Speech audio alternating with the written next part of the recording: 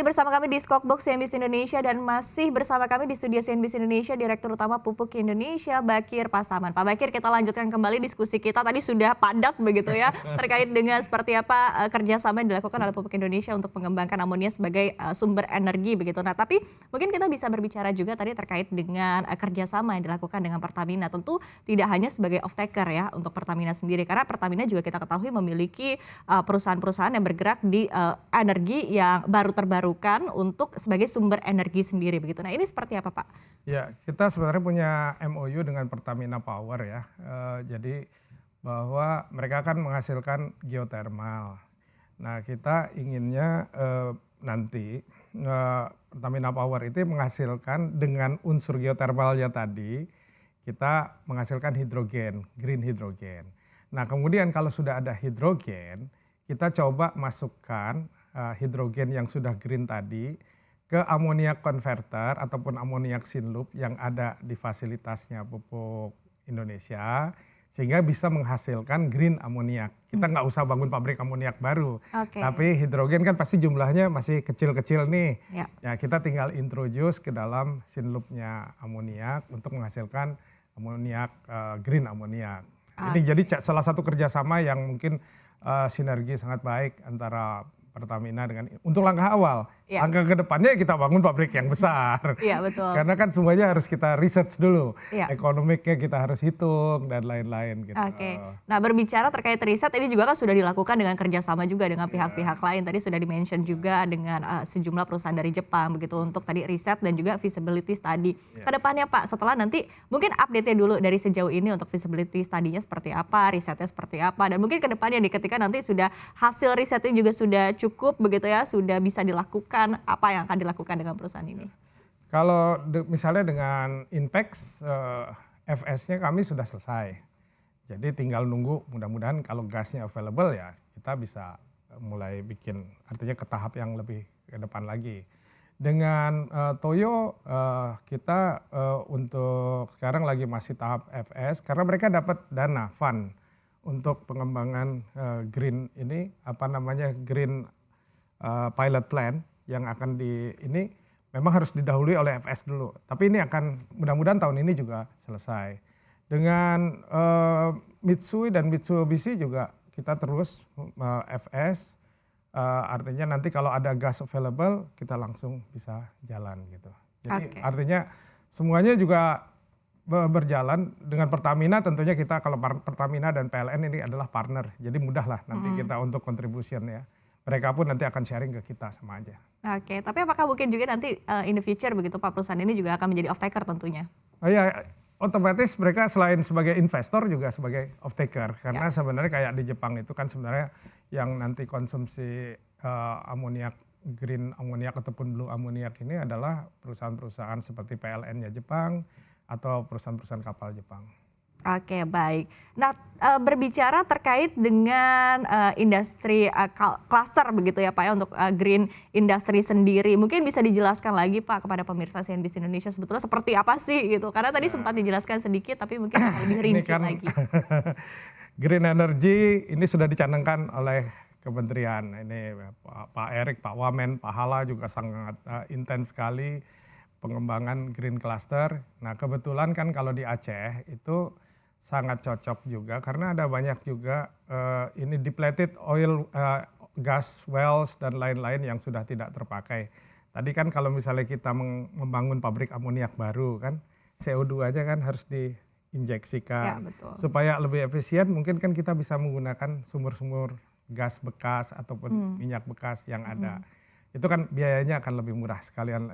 Jadi ini masalah efisiensi dan itu lokasinya di Aceh itu bagus. Jadi semuanya kita coba lah nanti, dan pelabuhannya, infrastrukturnya di Aceh itu bagus banget. Dan juga lokasinya, location wise, itu kan kalau kapal dari Eropa pun harus masuk ke Selat Malaka lewat sana, ke Jepang pun juga deket gitu loh. Infrastruktur kita ini. Jadi nanti Green Cluster ini salah satu program utama di BUMN yang untuk dikembangkan. Ini yang di KEK Arun Loksemawe ya Pak ya? Betul. Baik. Nah kemudian mungkin bisa dijelaskan juga Pak lebih rinci yang lagi. Tadi kan disebutkan juga ada menggunakan carbon capture juga begitu Pak ya. Untuk ini seperti apa?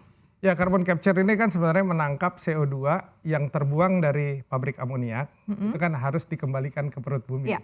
supaya dia tidak mengotori atmosfer. Ini dekarbonisasi lah proses ini. Nah itu ya itu tadi menggunakan depleted oil wells ataupun gas wells yang sudah tidak terpakai sebagai tempat untuk reinjeksi. Oke. Ya kira-kira gitu. Oke. Ya. Oke, Pak Bakir, ini kalau dari strategi, dari perencanaan, tampaknya sudah matang lah ya dari Pupuk Indonesia. Tapi pasti tentu ada kendala-kendala Pak yang dihadapi begitu. Nah ini mungkin bisa di-share seperti apa sih sebetulnya kendala yang dihadapi oleh Pupuk Indonesia untuk tadi ya untuk Green Industry Cluster, kemudian juga untuk tadi pengaplikasian tentunya untuk penggunaan amonia ini sebagai energi. Ya tentunya kendala pertama adalah kita kan ingin menjadi salah satu pemain terbesar ya untuk di Asia tadi. Yang pertama adalah availability daripada gasnya sendiri. Karena apapun kita mau bikin blue amoniak itu kan tetap perlu gas alam. Ya.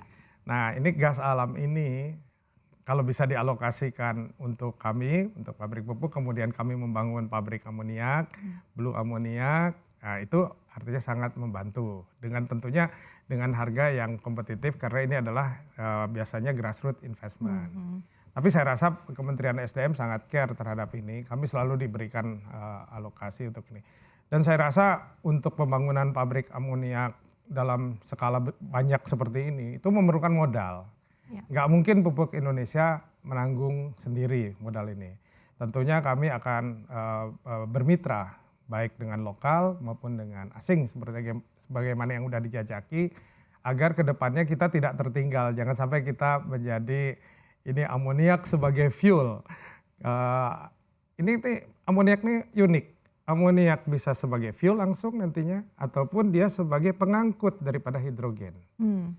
Jadi pengangkut sebagai hidrogen karena sebenarnya yang hebat ini kan hidrogennya. Ya. Nah, tapi sekarang kan studinya adalah menggunakan amoniak sebagai fuel langsung untuk mesin-mesin kapal, tapi juga untuk yang pabrik-pabrik kecil, mobil dan lain-lain nanti akan menggunakan mulai hidrogen. Oke. Nah ini jadi menarik sekali, prospeknya sangat bagus ke depannya dan kami membutuhkan modal, mudah-mudahan semuanya dikerjasamakan bersama Pupuk Indonesia. Oke. Nah tadi artinya bisa kita katakan kalau dari Pupuk Indonesia ini kan berperan sebagai hulunya ya Pak ya.